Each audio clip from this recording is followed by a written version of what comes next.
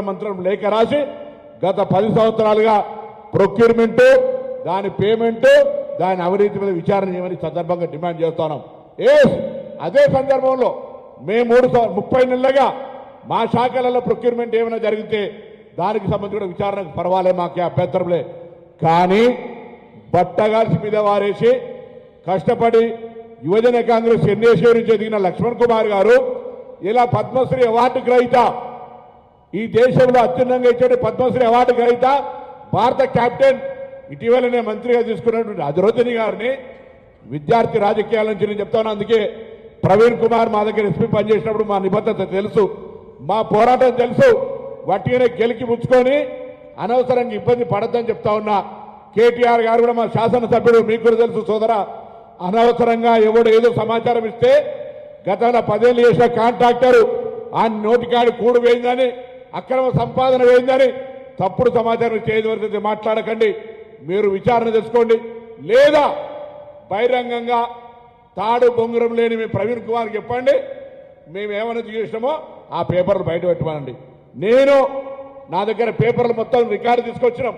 కానీ ప్రెస్ ముందట్లో లేదా తాడు బొంగురం లేని వాళ్ళ ముంగడం చెప్పం. అయితే శాసనసభకు ప్రాతినిధ్యం వహిస్తున్న ఎమ్మెల్యేలుగా, మాజీ మంత్రులుగా ఒక చట్టసభల పట్ల గౌరవం ఉంటుంది. వాళ్ళ ముందర చర్చ చేయడానికి సిద్ధం, లేదా చట్టసభలో చర్చ చేస్తా ఉన్నాం. ఆ దానికి సిద్ధమైతే మేము సిద్ధం. మేము ఎక్కడా ఓడ పెడతా ఉన్నాడు ఏదో మేము తప్పించుకొని, అరే ఇది జంక్షన్, తెలంగాణ స్ఫూర్తికి జంక్షన్ ఇది. మేము రెడీగా ఉన్నాం. మేము మా పార్టీ కార్యాలయంలో కూర్చొని రమ్మంటారు, లేదా కాంగ్రెస్ లెజిస్లేటర్ పార్టీ కార్యాలయంలో కూర్చోలే. This is a public place. మేము ప్రెస్ క్లబ్ కూడా రావడానికి సిద్ధంగా ఉన్నాం. కానీ ఎవరితో పడితే ఆయనతో చర్చకు సిద్ధం లేమో. ఎవరికి పడితే దానికి జవాబు చెప్పడానికి రాజ్యాంగం మీద ప్రమాణం చేయలే. నాకు తెలిసిన, నాకున్న సమాచారాన్ని ఎవరితో పడితే ఆయనతో షేర్ చేసుకోవద్దని ప్రమాణం చేసిన శాసనసభ్యులతోటి, మాజీ మంత్రులుగా ఉన్నటువంటి ప్రస్తుత శాసనసభ్యులతోటి శాసనసభలో కానీ ఎక్కడైనా చర్చ చేయడానికి సిద్ధం.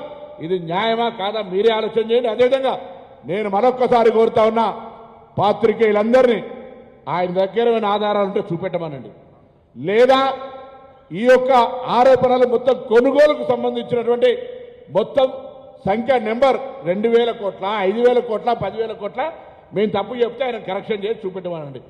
టెండర్ ప్రక్రియలో మఫతులాలు వచ్చిందా, ఇంకో దఫతులాలు వచ్చిందా, నాకేం సంబంధం, నేను గద్ద దాకా చూస్తామా? టెండర్లకు సంబంధించి అధికారులకు సంబంధించి పారదర్శకంగా ఉందా లేదా అనేది నాకు ముఖ్యం. టెండర్ల ప్రక్రియ పారదర్శకంగా బరాబరుగా ఉన్నది. అయినా వీళ్ళందరూ ప్రవీణ్ కుమారో, హరీష్ రావు, కేటీఆర్ మాట్లాడుతూ ఉంటే నేను పెద్ద ఆయన చంద్రశేఖరరావు గారిని కోరుతా ఉన్నా, ఒక్కసారి వీళ్ళని అదుపులో పెట్టుకోరు, లేకపోతే మీకు చెడ్డ పేరు వస్తుంది. మీరు రావాలంటే వీళ్ళు ఇగో ఇటువంటి అన్ని దగులుబాజీ మాటలు మాట్లాడుతూ ఉన్నారు ఇలా. అరే మీకు కూడా తెలుసు కదా మేము ఎటువంటి విధంగా రాజకీయం ఎదిగినామో. మీరు గతంలో మా దగ్గర పార్లమెంట్ సభ్యులు కదా, లక్ష్మణ్ కుమార్ ఏడికే కష్టపడొచ్చిండు, వాళ్ళ నాయన నాగయ్య గారు సింగరేణి కార్మికుడిగా ఎంత కష్టపడితే ఇలా రాష్ట్ర మంత్రి అయిండు. ఎందుకు బట్టగాల్సి మా మీద వారేపిస్తారు? మేము రాజకీయంగా ఎదగడం మీకు ఇష్టం లేదా? మా జిల్లా సంస్కృతిలో భాగంగా ఏమి ఇబ్బంది పెడతా ఉన్నాం? ఎక్కడైనా మేము మళ్ళీ చెప్తా ఉన్నాం, మేము అవినీతి చేసినట్టు నిరూపిస్తే నీ దగ్గర ఏ ఆధారం ఉన్నా, నిన్న లక్ష్మణ్ కుమార్ చెప్పినట్టుగా మేము గతంలో కూడా కరీంనగర్లో కానీ ఇతర సందర్భాల్లో చెప్పినాం, మేము ముగ్గురం ఇక్కడనే ముక్కు నేలకు రాసి మా యొక్క రాజీనామాలు ఇస్తాం. లేకపోతే మీరేం చేస్తారో చెప్పండి. ఛాలెంజ్ చేస్తా ఉన్నాం. ఊరికే ఎప్పుడు పడతాడు, ఏది పడతాడు, కోనికిసుకగాడు మాట్లాడితే రోజు జవాబు చెప్పాం. ఇది లాస్ట్ ప్రెస్ కాన్ఫరెన్స్. వస్తే శాసనసభకు రండి, లేదా ప్రెస్ క్లబ్కు రండి. మంత్రులుగా, శాసనసభ్యులుగా, మాజీ మంత్రులుగా ఇప్పుడు శాసనసభ్యులు రండి, టైం చెప్పండి, బరాబర్ మేము వస్తాం. దీనికి ఫర్దర్ డిస్కషన్ లేదు. మీ దగ్గర ఏం ఆధారం ఉంటే అది పత్రికలకు ఇవ్వండి. ఎందుకంటే మీరు తాడు బొంగరం లేదు, మేము రాజ్యాంగం మీద ప్రమాణం చేసినాం.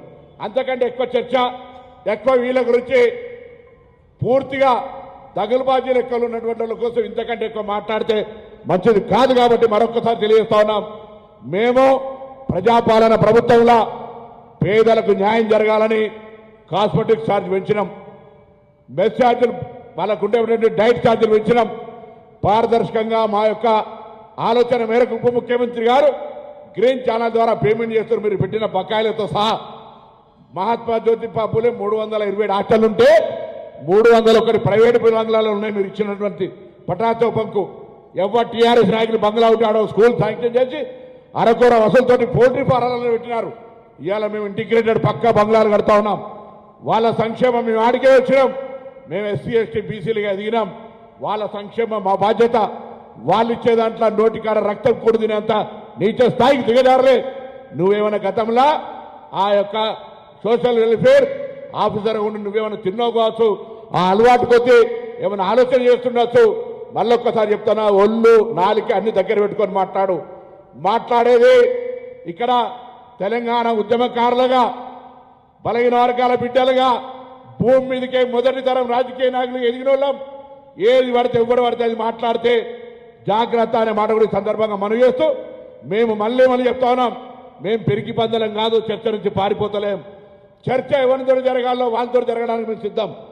అంతేగాని మీరు ఎవరు పడతాడు చర్చకి వస్తే మేము రాజ్యాంగం మీద ప్రమాణం చేసిన ఏడవడతాడు డిస్క్లోజ్